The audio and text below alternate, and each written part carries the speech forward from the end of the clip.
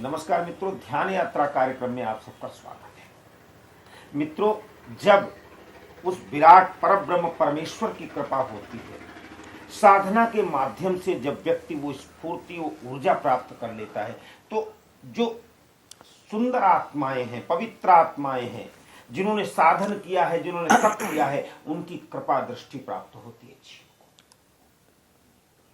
आज यही अनुभव बताने के लिए हमारे साथ विराजमान है परमादरणीय परम पूजनीय महायोगी पायल बाबा जी महाराज। महाराज श्री माँ से जब आप मिलने गए, आप कहते हरिद्वार पहुंचे, तो हरिद्वार में जाकर के माँ से क्या आप मिले, और मिले तो क्या वार्तालाप हुआ? प्रभु, ऐसा होता है, हम सब मनुष्य कर्म के फल के प्राप्ति है। हमारा ही कर्म हमारा संस्कार बनकर, हमारा प्रारब्ध बनकर, हमारा भोग और भाग्य बनकर के सक्रिय हो जाता है।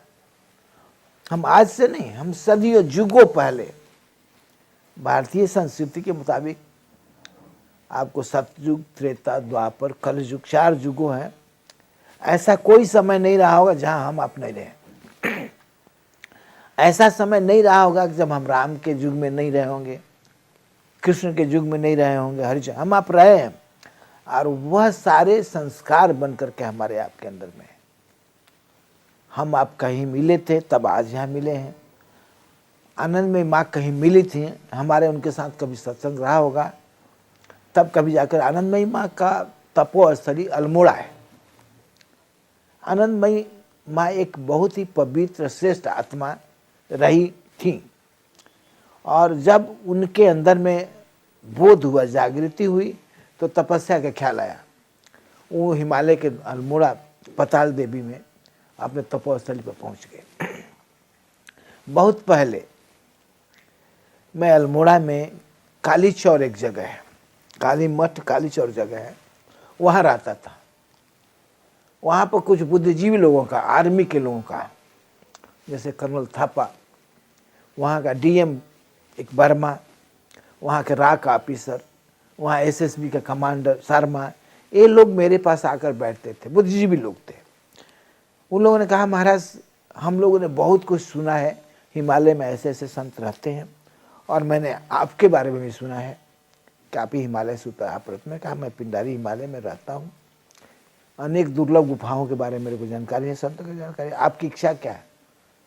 कहा, हम लोग कुछ ऐसा देखना चाहते हैं जो संसार को न मिला हो, और हम इसका प्रचार भी नहीं करना चाहते हैं। मैंने कहा ठीक है। उसी क्षण, उस वक्त, उस समय जब मैं वहाँ इनसे बातें कर रहे थे, कुछ दूरी पर माँ बैठी हुई थी। उनको आभास हुआ कोई महात्मा है। उन्होंने अपने संदेश भेजा। जब उन्होंने दोनों बार देखे, संजोग बनता है, मैं हिमालय में उनका जब संदेश मूर्ति आया, दोनों संत लेकर, तो वहां पर राम अलेक्जेंड्रा, एक अमेरिकन संत, माँ का जो आज भी वो है, इटली में, सिसिली में रहता है, राम अलेक्जेंड्रा आपको वहां पाया, माँ आपको याद कर रही। मैंने कहा, मैं चेतन हो गया कि माँ क्यों याद कर रही हैं, और मैं यहाँ फिर परिस्थिति में हूँ। माँ याद कर रही है, एक फर्लांग की दूरी पर बैठी हैं, याद कर रही हैं। अब मैं यहाँ संकल्प कर चुका समाधि में जाने का। उन अफसरों के प्रोत्साहन प्रेरणा में आकर के मैंने कहा कि ठीक है।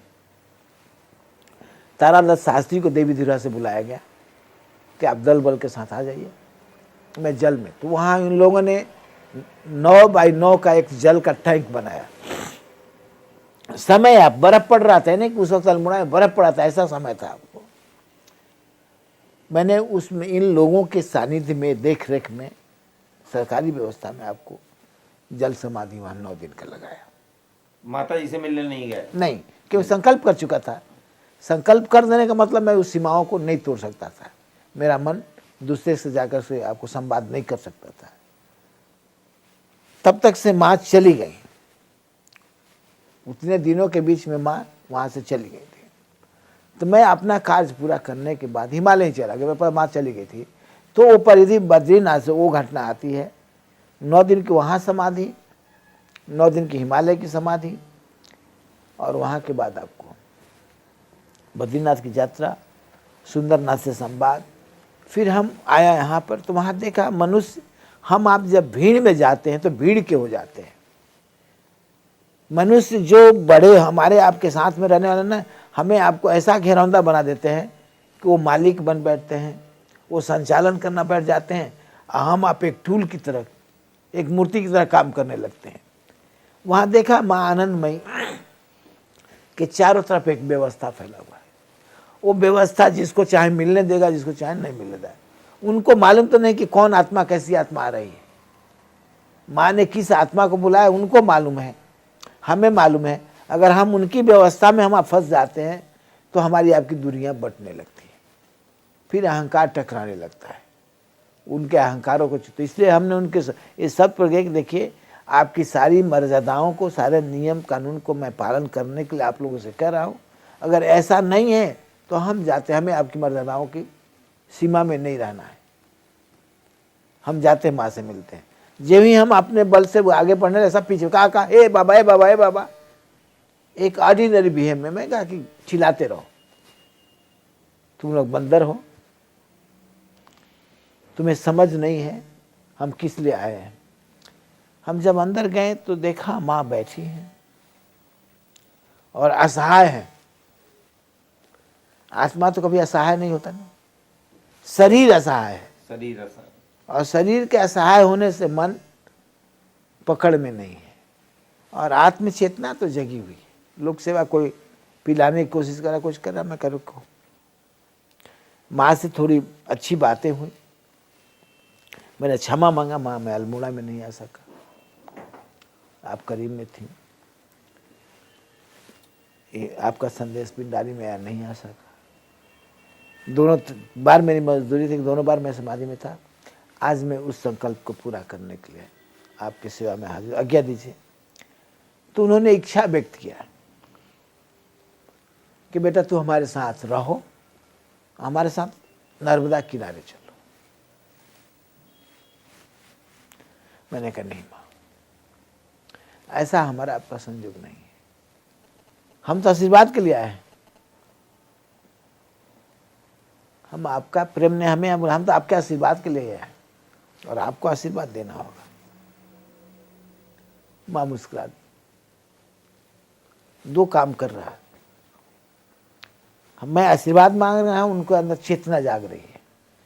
जब हाथ उठेगा तभी तो आशीर्वाद देंगी, गले पकड़ेंगी, और वो सब शून्य हो गया है।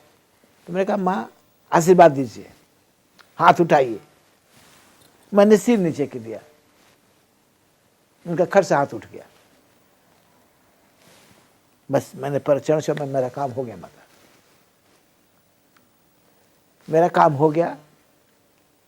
भगवान ने आपकी चेतना को जागृत किया, मुझे आशीर्वाद मिला, मैं मेरा परिणाम चलती।